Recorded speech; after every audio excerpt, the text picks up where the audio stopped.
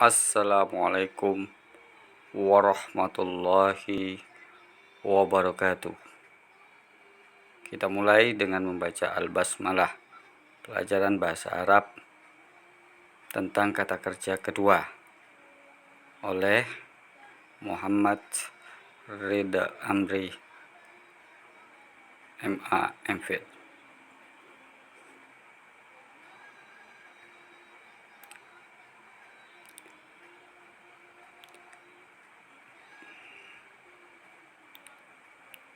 Pada hari ini kita akan mempelajari tentang kata kerja tambahan. Maksudnya di dalam bahasa Arab dinamakan al-fi'lul mazid. Apa itu fi'lul mazid? Fi'lul mazid adalah kata kerja yang di dalam huruf aslinya terdapat tambahan kata atau tambahan huruf. Bisa 1 huruf, bisa 2 huruf, bisa 3 huruf.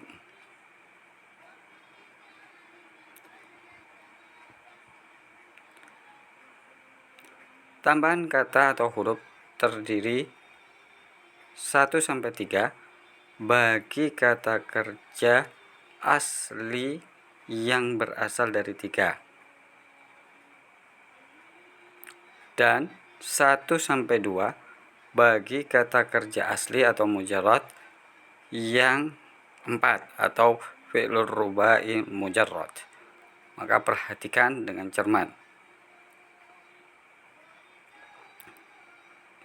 Di situ saya kasih contoh fi'lul madi, fi'lul mudhari dan tambahan kata serta contohnya.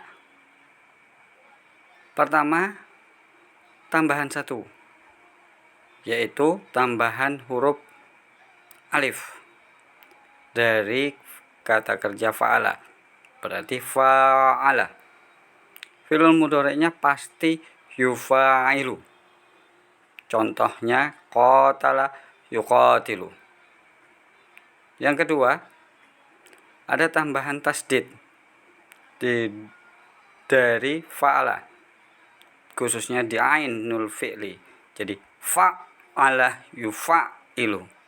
Contohnya bayyana yubayyinu.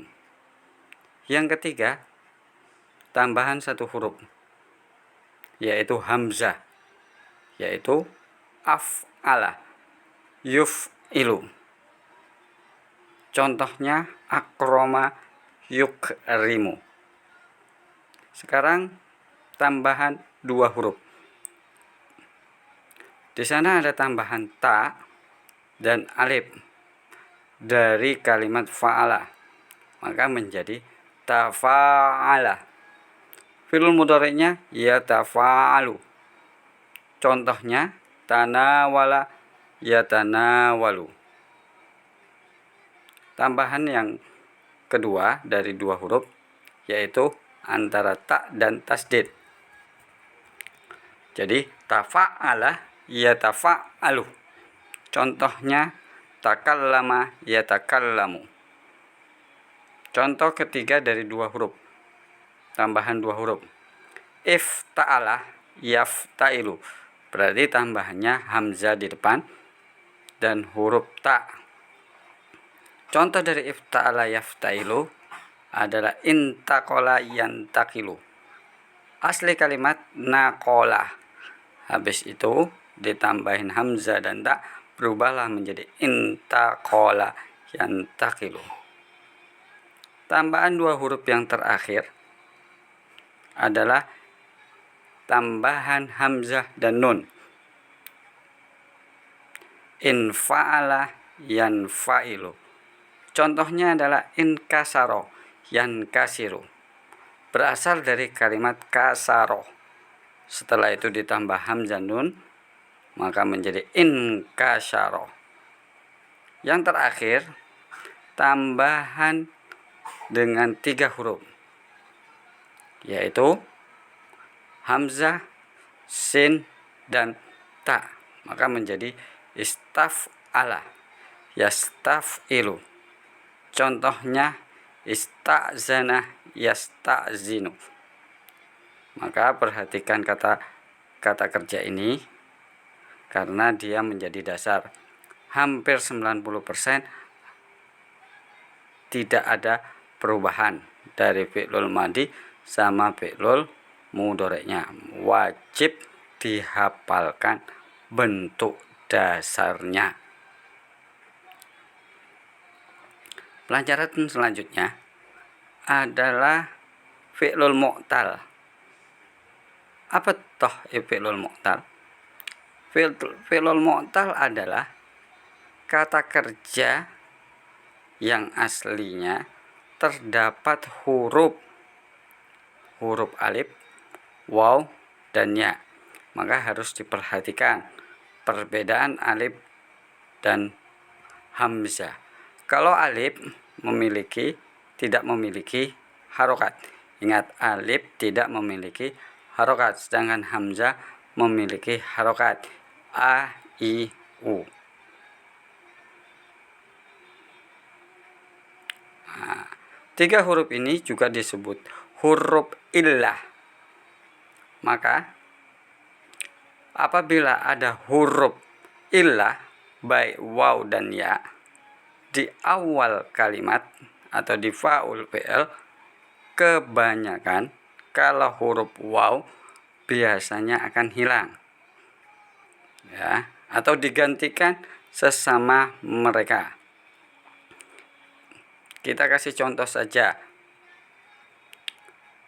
Wasaba, huruf aslinya waw, sin, dan ba. Maka akan terjadi di fi'lul mudhari'nya menjadi yasibu. Nah, bukan yausibu. Huruf wawnya hilang. Maka biasanya kebanyakan huruf waw hilang ketika di fi'lul mudhari'. Contoh yang lain, wado'a. Maka fi'lul mudhari'nya apa? Yado'u. Wasabah, yasibu. Nah, biasanya kalau ada huruf waw di awal kemudian pindah ke mudhari', biasanya kebanyakan akan hilang. Sekarang huruf illahnya ada di tengah. Nah, maka harus diperhatikan. Tadi keanehannya di fi'lul mudhari'. Sekarang di fi'lul madhi, kalau huruf illah yaitu alif, waw, dan ya ada di fi'lul madhi, maka bentuknya sama. Semuanya istiqomah. Asli kalimat qawama, fi'lul madhinya menjadi qoma, sayalah. Maka kalau fi'lul madhinya menjadi salah, qawala menjadi qolah. Nah, semua fi'lul madhinya berbentuk demikian. Jadi huruf tengahnya menjadi panjang. Maka di fi'lul mudhari' baru akan kelihatan dia apakah waw, apakah ya, apakah alif. Contoh, qoma, yaqumu berarti qawama. Salah, yasilu berarti ya. Tapi kalau nama tetap yanamu. Nah, itu perhatikan huruf illah apabila ada di tengah. Ingat, huruf illah itu apa? Alif, waw, dan ya. Kata kerjanya dinamakan mu'tal. Sekarang huruf illahnya di akhir. Nah, biasanya mereka huruf illah tidak dibaca kalau di akhir, baik itu di fi'lul madhi atau fi'lul mudhari'. Contoh, waqo, yaqi, huruf wawnya hilang karena di awal. Habis itu ya-nya tidak dibaca yaqiyu tetapi waqo yaqi. Saru, yasru, tapi boleh kita baca sarwa. Ini hanya sebagai bonus atau pengecualian. Tapi fi'lul mudhari'nya tidak boleh dibaca. Jadi sarwa yasru, bukan sarwa yasru, tidak boleh. Oke. apabila terletak di akhir ataupun di tengah fi'lul amrnya, kalau di dalam fi'lul amr, maka huruf-huruf illah ini akan hilang tambahannya. Qoma yakumu, berarti fi'lul amrnya kum, wawnya dihilangkan, qaf dan mimnya disambung langsung. Salah yasilu, sil, huruf illahnya mana? Hilang. Maka huruf illah tidak berlaku di fi'lul amr, yang mana dengan syarat apabila di tengah ataupun di akhir. Mau bukti lagi, waqo, ya, yaqi menjadi qi. Nah, ini yang harap diperhatikan di fi'lul mu'tal. Lawan fi'lul mu'tal adalah fi'lun sahih, fi'lun benar, karena tidak ada huruf alif, waw, dan ya. Alif, waw, dan ya dinamakan huruf illah. Maka saya akan kasih contoh beberapa huruf illah. Lihat gambar di samping.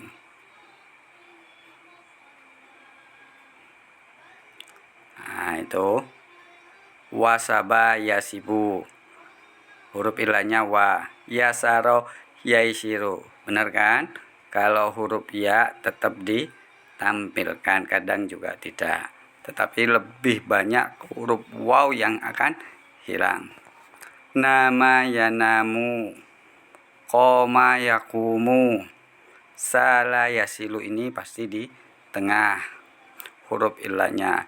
Kalau di akhir, rodiya yardo, jaro yajri, da'a yad'u, rawiyah yarwi, waqoh yaqi. Oke, selanjutnya pelajaran kita berkenaan tentang fi'lul lazim dan fi'lul muta'addi. Apakah itu fi'lul lazim? Sekarang, fi'lul lazim adalah kata kerja yang tidak menghasilkan objek, tapi biasanya menghasilkan kata keterangan tempat. Contohnya, yadhabu, Muhammad yazhabu ilal fasli, Muhammad pergi ke kelas. Yazhabu adalah kata kerja, tapi bersifat lazim. Mengapa lazim?